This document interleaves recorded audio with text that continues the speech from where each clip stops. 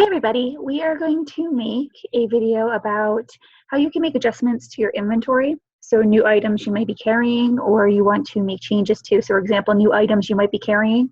If you did a swap with another consultant, so you might be getting some new products that you didn't have before. And then also things you want to make adjustments to. If you are adding lines for shipping, if you're charging for that, as well as making adjustments to your leggings so that way it doesn't show 2-pack when you are invoicing customers and that it only shows as a single.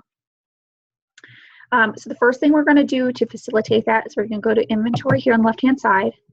Then we're going to go to new inventory. This is going to bring us to a list where we can choose products to add to our inventory. For shipping, you're going to want to do priority shipping, other, OTH. We'll see OTH and some other items in here like SLD, STR, and what have you. That's because at one point they tried to do designations based off of the type of print that it was. And then the decision was made to just keep it OTH to make it easy. So OTH is what will show in your inventory list, so only use those ones. So priority shipping and handling other. Going to want to select quantity. I always do a high amount for shipping items because you're not going to be making adjustments to it on a regular basis. Go ahead and do add inventory. And it's going to appear in this display. You can see I've added some before as well.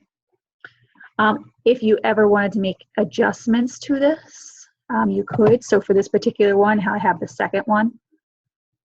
I can go ahead and click this edit button here. I could adjust this down to 0 if I wanted. Update warehouse. Just to drop that amount back down to 0. If I now go into product pricing, give this a moment to go ahead and show up. So this is running through all the products that you carry, as well as all the other ones that are available in the product line. And from here, I can go ahead and search priority. If I spell it correctly, it helps. Priority. Yeah, perfect. I'm going to go ahead, change the price, and I can make it anything that I want. Change price. And now when I go under sales in a moment, new sale.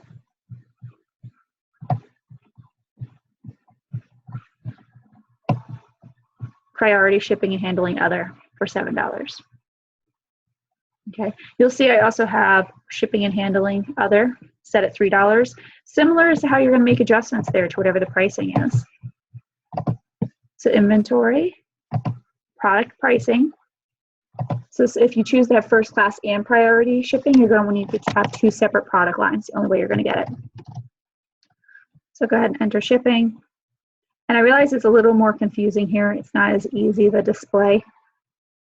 So it's going to be the shipping, capital NA, if that helps you. That's for the non-priority shipping one. And then you can go here and change the pricing as you need. Similarly, if what happens is, and I'll show you right here, and some of you may have seen this already. So when you first order your inventory, anytime you do an inventory order, Lilaro does the back end numbers. So in which case, if we go down here to leggings, you'll see here I have some 2-pack designations. So as I've done inventory orders, they just increment those. I don't use those when I'm doing sales to customers. I have these separate product lines right here. 2 things need to happen to try to keep yourselves organized with regards to that. You can tell that I do not chase that around. I'm going to do product pricing. Sorry. New inventory. Gonna go ahead down. We're going to go ahead and choose leggings. And when you get under it, you'll see all these 2-packs. So you can select the 2-pack. You can change the quantity down to 0. Add inventory. It's going to make the adjustment there. And you can see here I have worked with leggings 1 size previously. So I could look those up, but I can jump immediately right here and make a change to it. And I can say that the quantity is 30. So if we go back,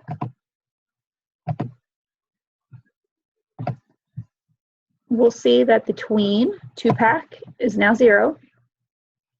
The legging 1 size I had just increased, it's now 30.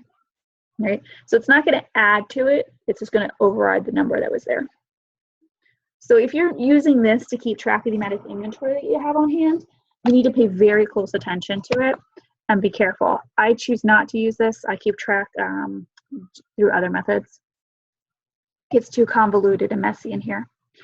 The other thing that I want to caution you for, and I can show you a really good example up here, is sometimes when you add a style or a size within a style, the pricing is not at MAP, or it's just not in alignment with what you think. It's not necessarily wholesale either.